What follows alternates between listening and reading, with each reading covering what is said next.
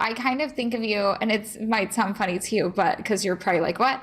Because you have so many years before me, but I kind of think of you as like one of the pioneering women of like sharing your stories of what happened to your child, because you're really one of the first ones that I even heard about that, and it was really weird because I thought, should I share my story? Should I not share my story? And really, because of like how outspoken you have been and how willing you were to share her and share what happened, I was like, I have to do this because there's a lot of us, and we don't get our voices aren't heard, our babies aren't heard. Like, so I really appreciate you. I've always appreciated you. Yeah, that's what I.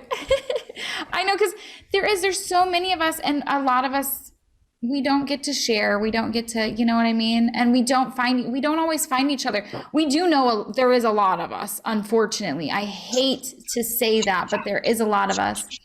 But and when we find each other, it's great. It's great to know that we're not alone. But man, Yeah, but no one lets you talk. They don't want to hear your story. They don't want to hear that babies die. They don't want to hear it. Some places, and then some parents, they don't want to talk about it, or they don't know if it's because they're so immersed in their midwife and just think so highly of them that they won't even remotely consider that their midwife may have screwed up, that something could have changed the outcome of what happened to them. So they're not even willing to know. They're not willing to say anything.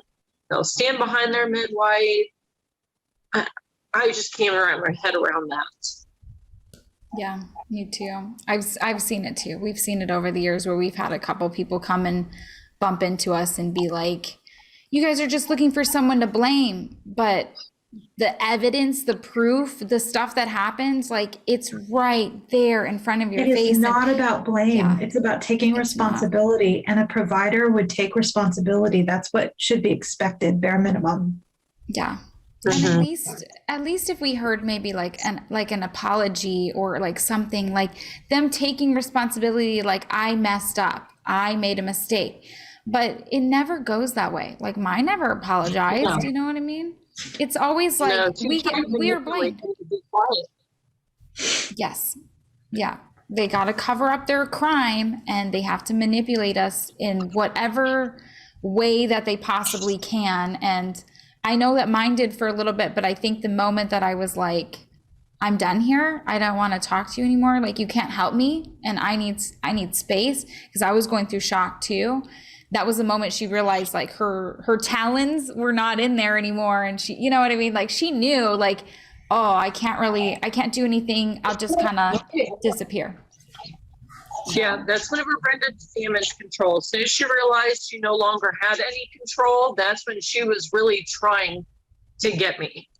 And I wasn't falling for the freaking email. I just was not. Don't say I would have known there was something wrong with my child, that I'm a good mom, because I would know. Did she try and work on your husband at all? Did she try and approach your husband separately? She tried to. She wanted my husband to stop sending out emails, because he did send emails to other local midwives to tell them what happened, to see if anything could happen. She asked for him to stop sending emails out to people, and that he needed to stop. And then she told us that if we kept it up, that it would be a wedge driven between us, and it would create bitterness, and it would destroy our marriage and destroy our family. Wow. Your husband telling the truth, sharing the truth of what happened is going to destroy you guys. Okay. Like, wow. Yeah. Yes. She was a gem. But here we are at 13 years later, and we're still together. So she can. How did you end up finding everybody online with the other lost moms? Because I mean, obviously there's a lot of us. Like people don't know, but there is a lot of us. So how did you end up finding, because you were in this before I was, finding everybody, and then we found each other, I guess. I actually had started writing after her death and after finding out it was preventable. And I started doing telling my story on my blog. I started publishing the emails that Brenda sent me. And then Dr. Amy from Skeptical OB found me and asked if I would be interested in sharing what happened. And that's how I got involved in all of that. The best thing you could do was speak out, because then you found everybody else.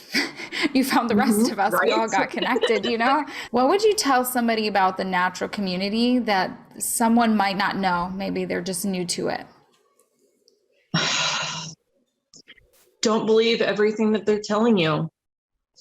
You know, and if a midwife is telling you this, and this, I guarantee they are not being 100% truthful. They are not going to give a grieving parent as a reference if you ask for references. They're not going to tell you that they messed up.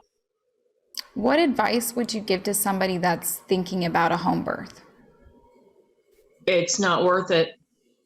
A living baby is so much better than a lifetime of grieving that child that should have been here.